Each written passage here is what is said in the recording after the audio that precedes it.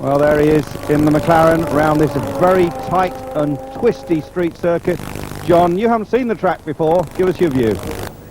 Well, it is a real street track. It doesn't look like it really on the TV picture, but in fact we went around the circuit this morning and it is very, very tight indeed. The one thing I noticed is that the line of sight is very hard. The very high curbs around the circuit, and in particular parts, especially the corner that leads onto this off-Rundle Road onto the main straight, it's very hard indeed. Well, there's Senna stepping on it, getting off on his quick lap, and a lot of curbs here, but Senna we expect to be very neat. That war of words between him and Prost continuing in the paddock. And there is Senna. Well, he is the master at the qualifying lap and also the master on a street circuit, and he really is neat and tidy here. Well, the other thing that's noticeable, Andrew, is he hasn't got much traffic, which is a real art on a street track, to find that clear lap without any traffic. Well, he seems to do it consistently. Other drivers come in and complain somebody got in their way, but really Senna is the master of this. Now there you see him running wide, coming onto the main straight over that curb.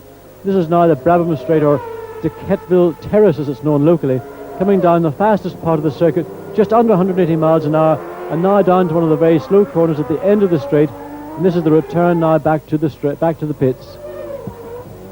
Yes, of course, there is a very tight hairpin just before the pits, and he's got a little bit of traffic there. But no, he's out past the Ligier. Now he's got the Coloni in the way. Down into the hairpin, held up perhaps a little bit by the Coloni, but the time certainly looking good. Senna crosses the line, a 1 minute 15.719. Prost strokes his chin and thinks about that. The fastest lap so far, and under last year's pole position best. And Nelson Piquet spinning off there. Nelson, the winner in Japan 2 weeks ago. Meanwhile, Thierry Boutsen continues on his way. Boutsen, of course, the winner of this race in the appalling conditions here last year. And Nelson still stranded. Well, Boutsen continues, and there you see Nelson being pushed away by the marshals, and it looks as if he's going to get going again, and all those flags really waving. Very enthusiastic, the marshals here. Well, Riccardo Patrese in the Williams team have had something of a disappointing year, really, but there is Riccardo, the most experienced man in Grand Prix racing, and he has driven in 200 of the 500 Grand Prix being held. But we go in car there with Nigel Mansell. John, take us round a lap of this tight circuit. Well, Mansell will get into 6th gear in his Ferrari, then he's down to 4th gear for this chicane. This is just after the start-finish line, and lots of excitement there expected at the beginning of the race. Back up to 6th gear, then down through this semi-automatic gearbox, going through Wakefield Road. This is all 2nd, 3rd gear stuff, off and on the throttle. The track really is slippery. Street tracks take a long time to get rubber down in them. You can see the amount of movement on Mansell in the steering wheel to try and balance the car, keep the power on, but not let the car get away from him. He's now about to come on. He's just gone through East Terrace. He's about to come on to Rundle Road. This is the first part of the straight. We've got this very quick right-hand 4th gear flick. And again, on the racetrack, that is very much lower than, you can't really see the track. You see the curbing on the inside and on the outside, but the road you can't see. People tend to use the curb on the exit of that, and of course, you can get into trouble there. Then back down into 2nd gear, very tight right-hand hairpin. This is the run back to the pits.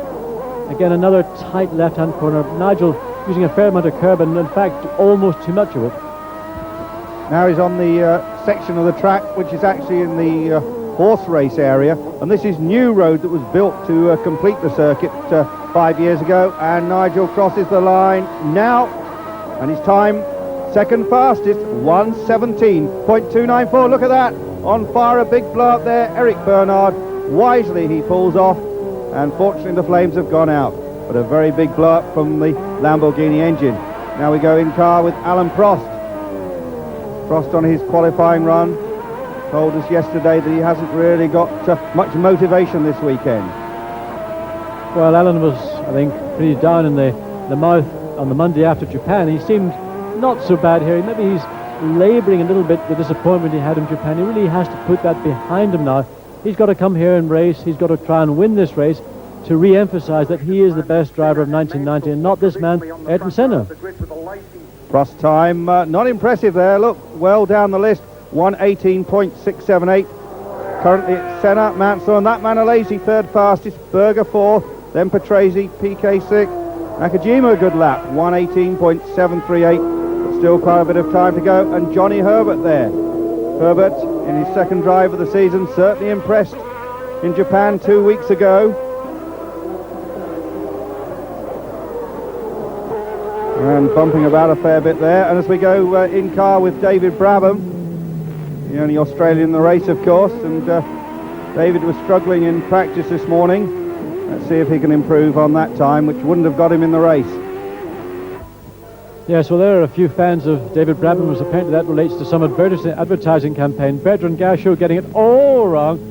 Well, actually, Gachot did a pretty good job there, because he was heading at one point for that concrete wall, but he got the car to spin, reversed it neatly into the escape road, and of course he will then get the car push-started. But Roberto Moreno now doing an equally impressive job here in Adelaide as he did 2 weeks ago in Japan. And Moreno's time, 1:17.437. That puts him fifth currently. And now we go in car with Alan Prost, and John, contrast his driving style with that of Nigel Mansell, because we've seen them both in car. Well, the way Alan Prost drives a car, the way Nigel Mansell drives a car are really worlds apart. Nigel is a more physical driver. He really picks the car up by the scruff of the neck and chucks it into a corner.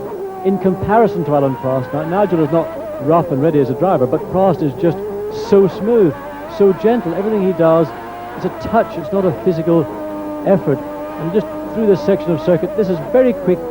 All those corners rush up to you so quickly, yet everything he does is smooth, progressive. The car never changes attitude. Watch through this very, very fast right-hand corner here.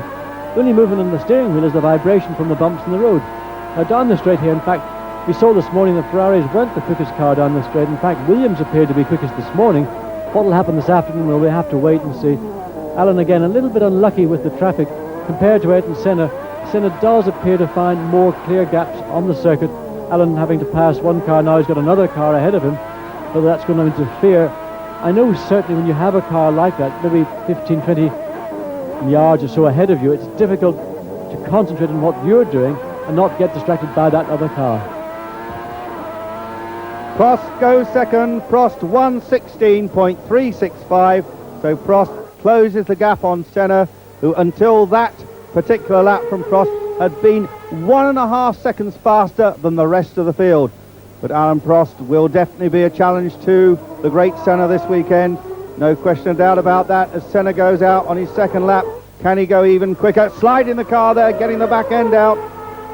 Well, I think his qualifying tyres, he maybe just didn't get them quite up to operating temperature as early as he does. Previously the car just stepped out because he's got his foot well and truly planted to the board.